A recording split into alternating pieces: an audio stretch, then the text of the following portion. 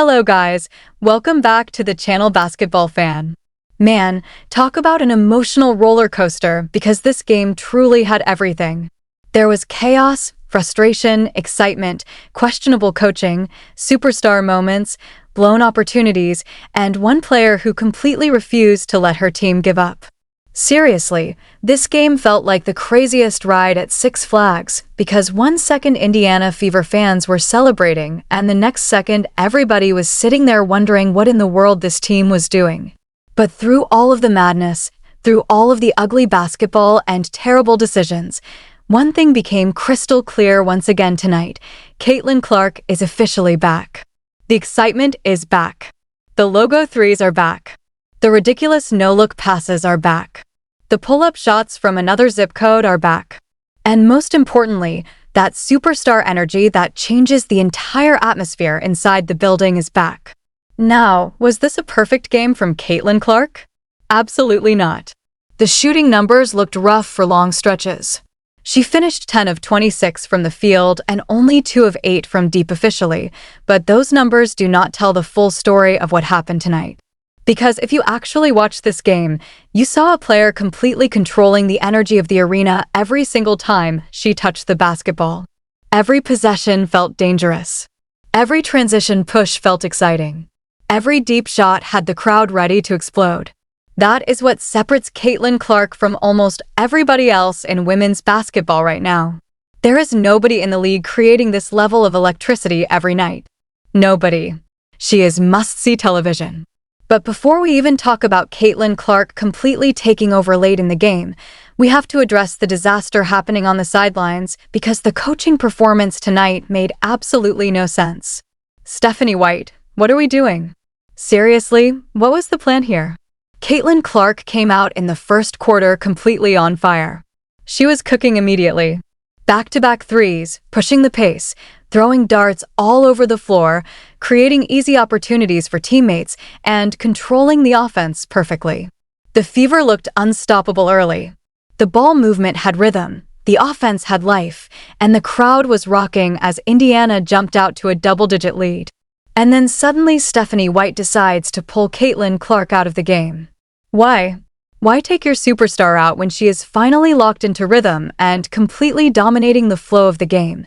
This is exactly the kind of decision that drives fans insane because you could literally feel the momentum disappear the second she hit the bench. There was absolutely no reason to take her out at that moment. She had already gotten a timeout, she was not exhausted, and she was reading the floor perfectly. Let her finish the quarter and keep applying pressure. Because honestly, if Caitlin Clark stays in during that stretch, Indiana probably pushes the lead past 20 points and completely breaks Washington early. The Washington Mystics looked overwhelmed. They had no answers defensively for her pace, vision, or shooting. But instead of stepping on their necks and ending the game early, the Fever let them right back into it. The second Caitlin Clark went to the bench, the offense completely collapsed. Indiana went 4 straight minutes without making a field goal. For full minutes with no buckets, no rhythm, no confidence, nothing.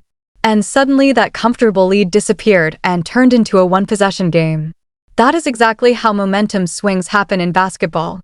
Then when Caitlin Clark finally returned in the second quarter, the entire energy had shifted. Now she was cold. The rhythm was gone. Washington suddenly had confidence and started flying around defensively. And you could see Caitlin Clark pressing harder because she understood the offense could not function consistently without her creating everything. That is coaching malpractice, man.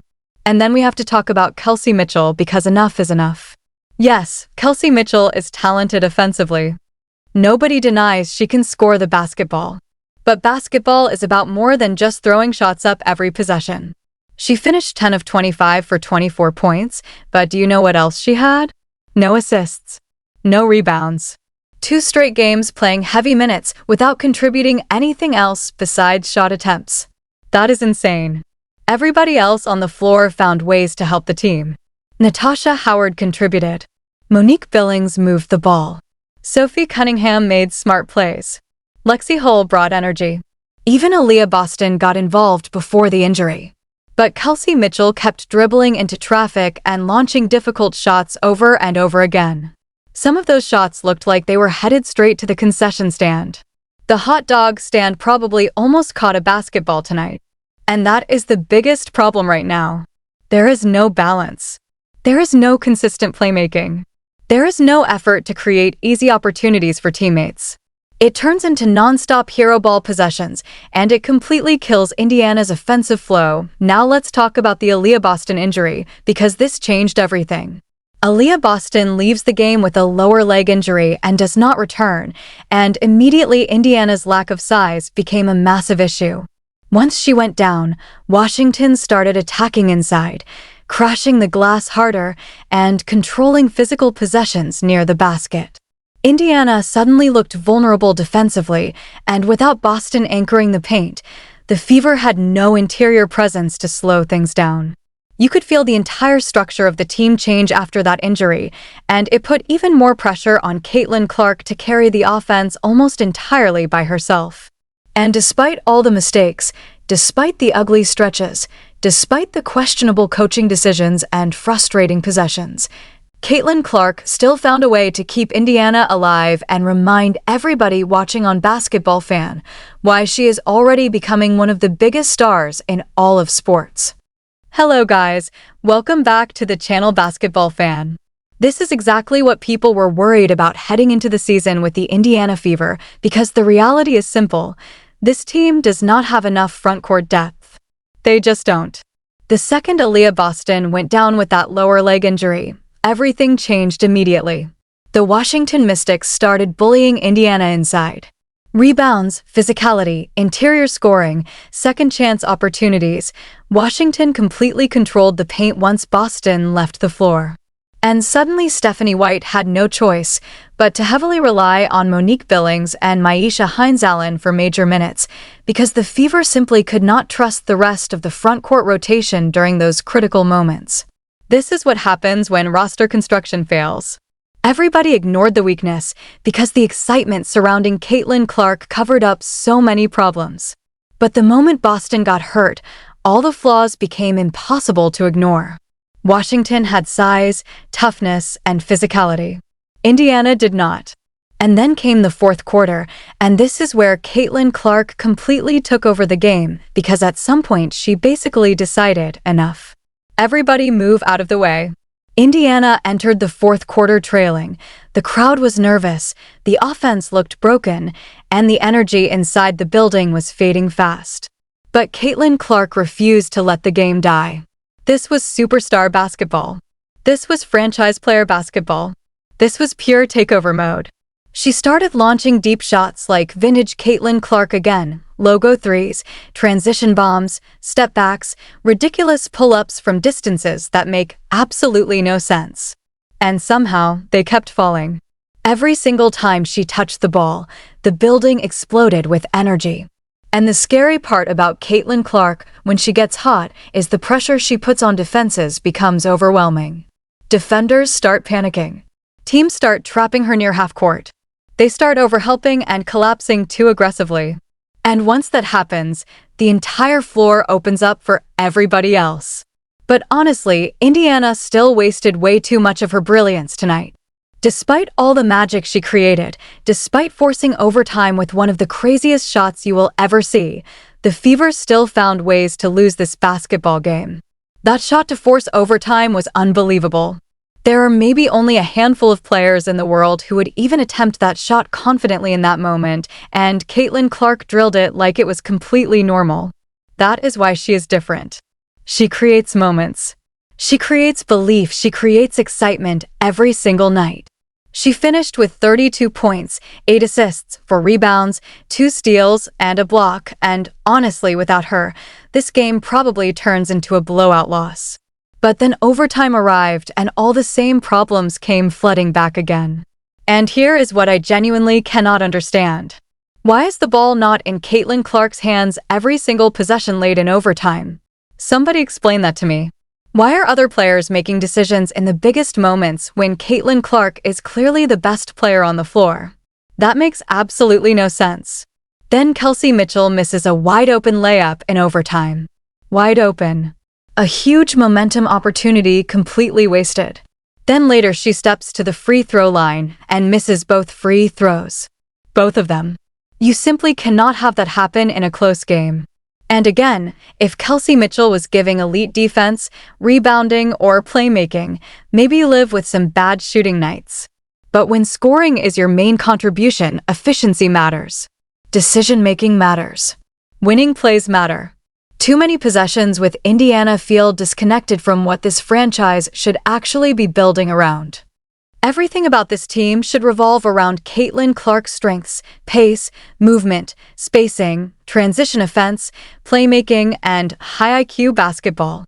Instead, far too often the Fever offense turns into isolation basketball and terrible shot selection. That falls on coaching. That falls on roster construction. That falls on leadership. And look, some people are probably going to say fans are overreacting after one game, but the frustration comes from seeing the potential this team actually has. Because when Caitlin Clark gets rolling, Indiana suddenly looks dangerous. They look exciting. They look capable of competing with anybody in the league. But then the same mistakes keep happening over and over again: questionable substitutions, bad rotations, poor late-game execution, no offensive structure when Clark sits, and now injuries are already becoming a major concern too. Because if Aliyah Boston misses serious time, this Fever team is in real trouble. Serious trouble. The frontcourt depth already looked shaky before the injury, and you cannot expect Caitlin Clark to carry absolutely everything every single night. She can create magic, but basketball is still a team sport.